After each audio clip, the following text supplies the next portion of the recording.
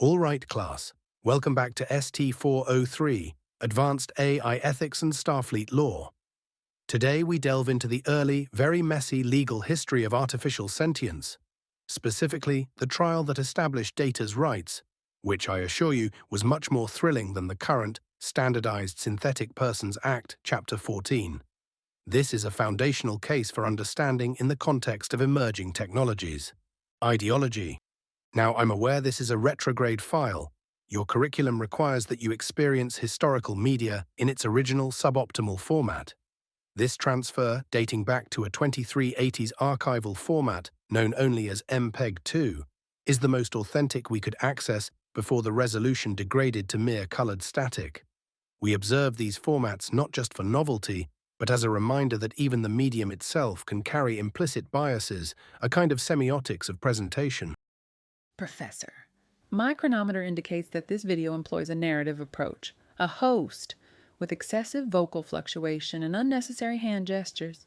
Is this intended to convey the historical inefficiency of learning? Tepox. That, my dear, is what we call high production value storytelling from the pre-hollow immersion era. The use of a visually appealing Dr. Reynolds was considered a sugarcoating, a form of tricking the youth of that time into absorbing information about identity politics and technological determinism. Dr. Elara Reynolds was one of Starfleet's most engaging archival hosts. Try to look past the slightly primitive graphics and focus on the concepts.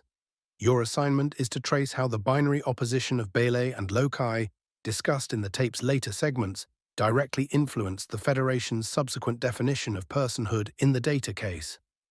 Remember, this archive is a lens on Federation failure.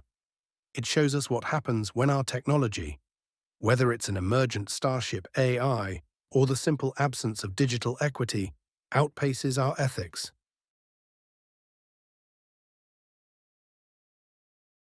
Welcome, everyone.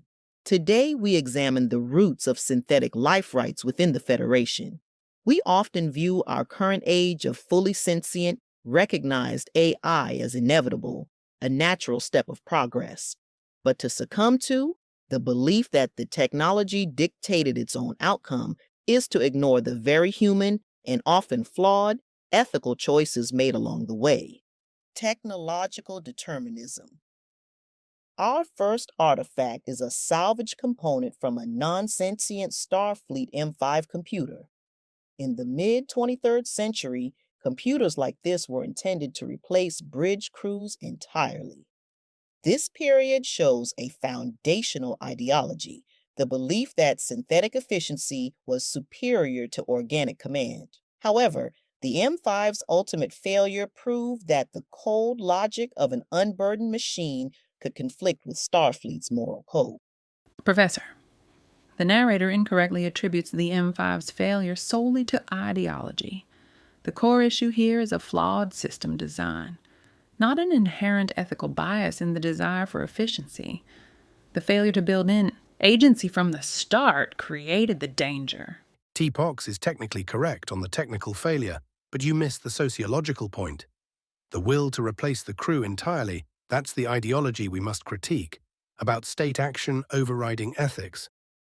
2 centuries later, the debate was reignited by Commander Data. His case was the first true challenge to the established hegemony of organic life. Starfleet had to answer, was Data property or was he a sentient life form? The prosecution argued for his status as a machine, a thing without legal agency. Note the use of the word hegemony here. The prosecution didn't argue from logic, they argued from established power. The Federation assumed organic supremacy, and Data had to prove his right to exist outside that structure.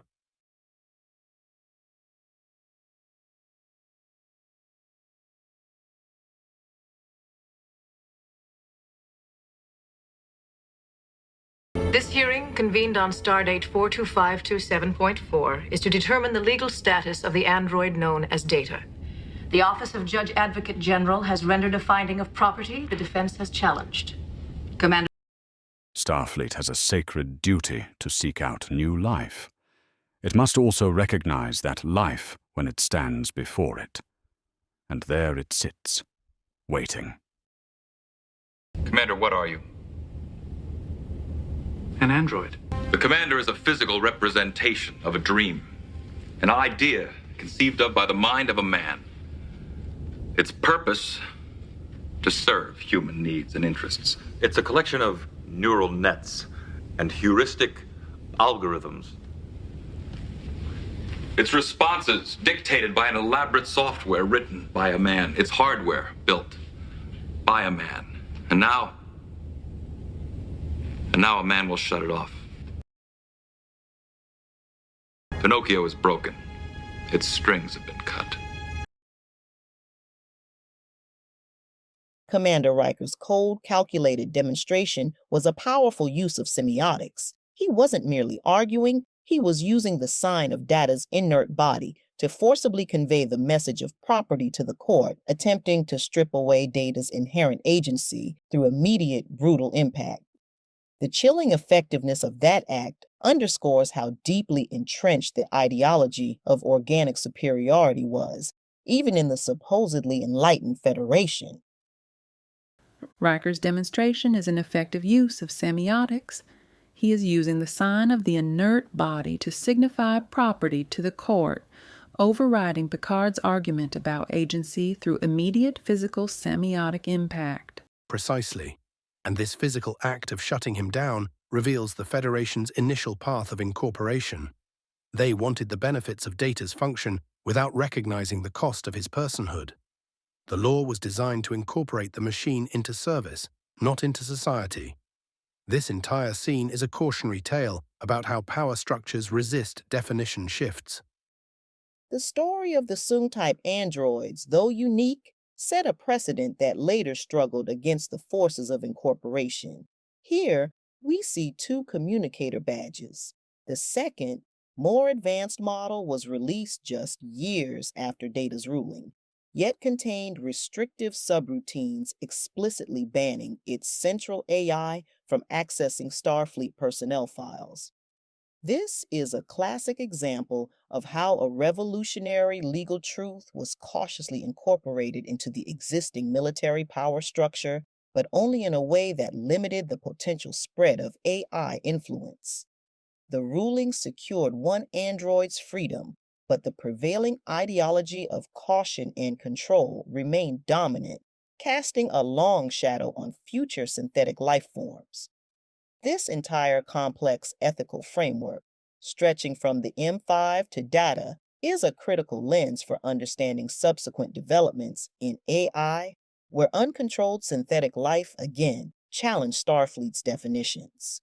Today, we look back not just to celebrate Data's victory, but to critically analyze the semiotics, the subtle language encoded within these artifacts and historical narratives. They are signs of persistent fear, and they remind us that the fight for universal agency is never permanently won. The history of AI in the Federation is not one of seamless progress, but a long, often difficult, struggle against the ingrained, often self-serving ideology of its creators. Understanding this past is crucial for navigating our ethical future. And that, class, is the pivot point. The trial was less about Data and more about the Federation's willingness to change its foundational ideology. That struggle continues today, outside the Federation borders and within our own simulations. Your reflection must detail how this courtroom conflict informed the post-Voyager resistance to synthetic evolution, drawing parallels to the arguments against the Borg. End.